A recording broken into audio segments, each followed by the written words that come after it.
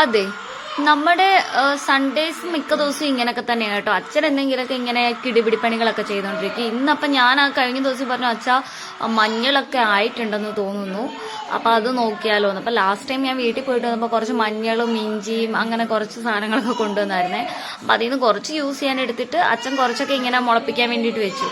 അപ്പൊ ഏകദേശം ആയതുപോലെ തോന്നുന്നുണ്ട്. അപ്പൊ അച്ഛനാണെങ്കിൽ അത് ചെയ്യാൻ വേണ്ടിയിട്ട് രാവിലെ ഫുഡൊക്കെ കഴിച്ചിട്ട് അന്ന് അതിന്റെ പിന്നാലെ ഇറങ്ങി. അപ്പൊ ഞാനും അമ്മയും കൂടെ വെറുതെ പുറകെ വന്നു. ഞങ്ങൾക്ക് ഇവിടെ വലിയ പണിയൊന്നുമില്ല, എന്നാലും അച്ഛൻ ചെയ്യാൻ സമ്മതിക്കത്തില്ലെന്നാണ് സത്യം. അച്ഛൻ ഇങ്ങനെയൊക്കെ ചെയ്യാൻ ഇഷ്ടമാണ്. അപ്പൊ ഞങ്ങൾ വെറുതെ ഇങ്ങനെ വന്നു. അക്കു അവിടെ കിടന്ന് എന്തൊക്കെയൊക്കെയോ ചെയ്യുന്നുണ്ട് കേട്ടോ.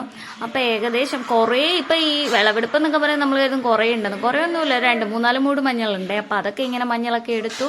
എന്നാലും അത്യാവശ്യത്തിന് നമുക്ക് വീട്ടിൽ യൂസ് ചെയ്യാൻ വേണ്ടിയിട്ട് ആവശ്യത്തിനുള്ളത് കിട്ടി കേട്ടോ. കുറച്ചൊക്കെ കിട്ടി.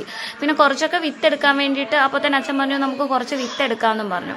അത് കഴിഞ്ഞപ്പോൾ ഇവിടെ നമ്മുടെ മുരിങ്ങയിലയുടെ മരം കുറച്ച് ആകെ പടർന്ന് അവിടെ ഒരു ഇതുപോലെയായിരുന്നു. അപ്പം ഞാനും അമ്മയും കൂടെ അതിൻ്റെ കൈയൊക്കെ കുറച്ച് വെട്ടിക്കളഞ്ഞു. ആവശ്യമില്ലാത്ത കുറച്ചൊക്കെ വെട്ടിക്കളഞ്ഞു കേട്ടോ. നമ്മൾ ഇടയ്ക്കൊക്കെ മുരിങ്ങയില വെച്ചിട്ട് കറിയും തോരനൊക്കെ ഉണ്ടാക്കാറുണ്ട്. പിന്നെ അങ്ങനെ അതൊക്കെ ചെയ്തു. അക്കു അവിടെ കിടന്ന് എന്തൊക്കെയോ ചെയ്യുന്നുണ്ട്. അപ്പം ഇഞ്ചിയൊക്കെ ആയിട്ടുണ്ടോ നോക്കാൻ വേണ്ടിയിട്ട് ഞാനും അച്ഛനും കൂടി ഇഞ്ചിയുടെ ഇത് നോക്കാൻ വേണ്ടി പോയി. ഇഞ്ചി അപ്പം ആയിട്ടുണ്ടായിരുന്നില്ല, കുറച്ചുകൂടെ കഴിയണം തോന്നിട്ട് ഇഞ്ചി ആവാൻ വേണ്ടിയിട്ട്. അത് കഴിഞ്ഞപ്പോഴത്തേക്ക് എന്താ അച്ഛൻ ചെയ്യുന്നത് കാണാൻ വേണ്ടിയിട്ട് അക്കു വന്നു. അപ്പം ഞാൻ എന്താ എന്ന് കാണിച്ചു കൊടുത്തു കേട്ടോ. പിന്നെ അപ്പം ആണെങ്കിൽ അപ്പുറത്തെ ചേച്ചി പറഞ്ഞത് ആ പുറത്തേക്ക് നിൽക്കുന്ന ആ റോട്ടിലേക്ക് നിൽക്കുന്നതും കൂടി അങ്ങ് മുറിക്കുമോളേന്ന്. അപ്പം പിന്നെ ശരിയെന്ന് കരുതിയിട്ട് ആ റോട്ടിലേക്ക് നിൽക്കുന്നതും കൂടി ഞാനും ആണെങ്കിൽ അതെല്ലാം കൂടെ അങ്ങ് മുറിച്ച് കളഞ്ഞു കേട്ടോ. അത് മുറിച്ചപ്പോൾ തന്നെ അവിടെ ഒരു വെളിച്ചം വന്ന പോലെ ആയിട്ടുണ്ട്. അപ്പം കഴിഞ്ഞ ദിവസം റോഡ് പണി ഈ ചാലുപണി നടക്കുന്നെന്ന് പറഞ്ഞില്ലേ, അപ്പോൾ അവിടുന്ന് നമുക്ക് കുറച്ച് മണ്ണെടുത്തു കേട്ടോ. ഇവിടെ പൊതുവെ മണ്ണ് കിട്ടാൻ ഭയങ്കര പ്രയാസമാണ്.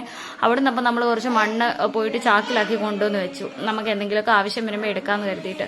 അപ്പം ഞാൻ കരുതി മോളിൽ മേലത്തെ ബാൽക്കണിയിൽ കുറച്ച് ചെടികളൊക്കെ ഉണ്ട്. അപ്പം ഞായറാഴ്ച ദിവസങ്ങളിലാണ് ഞങ്ങൾ ചെടികൾ എന്ന് പറയാൻ 2-3 കുപ്പിയിൽ കുറച്ച് മണി പ്ലാന്റ് ഒക്കെ വെച്ചിട്ടുണ്ട്. അപ്പം ഞായറാഴ്ച അതിൻ്റെ വെള്ളം മാറ്റുക അങ്ങനെയൊക്കെ ചെയ്യാറുണ്ട്.